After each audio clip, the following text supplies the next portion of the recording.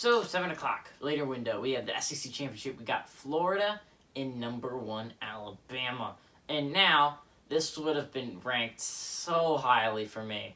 So highly in my championship games to watch. I would have been watching ACC, Big Ten, SEC. Do you know why? It's because it was all of them before last weekend were play, and you're winning, you're in.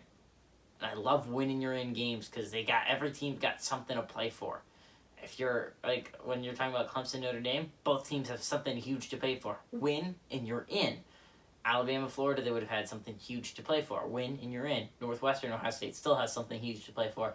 Win, and you're in. It's huge for teams to have, like, hey, if we win this game, we're going to be in the college football playoffs. Like, that is huge. A huge thing to be able to say to your players.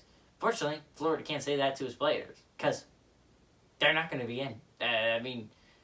Unless the college football playoffs morons, they don't have a good win. Their good win is against Georgia without a quarterback, a good quarterback. The mailman was playing quarterback. It's just, I don't see. Florida's lost to a bad LSU team. So basically what we're saying is you can lose to a bad team as long as you're an SEC team. Because that's what the playoff committee's saying. Because Michigan State had one bad loss. Northwestern had one bad loss. One bad loss. Michigan State. You know how many positions they fell? They fell out of the top 10. Do you know why? It's because they deserve to fall out of the top 10. You get a bad loss, that's what happens to you. Do you know what happens when Florida lost to LSU, a team that's not going to have a winning record on the year, and a team that's not going to be in a bowl game? Do you know what happened to them? They fell one spot. One spot.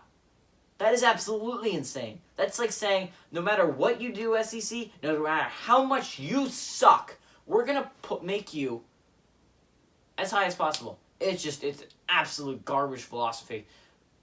It's horrible. You can't lose to LSU and expect me to think that you deserve to be the number 7 team in the country. Because you don't. I could name teams that should be number 7 in the country. Cincinnati's severely underrated.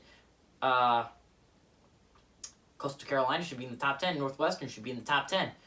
These teams should be in the top 10. And unfortunately, teams like Georgia and Florida and Iowa State are keeping teams that are actually in playoff contention, like teams that have 0 losses or 1 loss, outside the top 10. Instead, you have the pretender Florida sitting around here, which is going to have 3 losses after this game, which is probable because Alabama is just an unstoppable juggernaut, and I don't see them losing until maybe the championship game against Notre Dame or Clemson.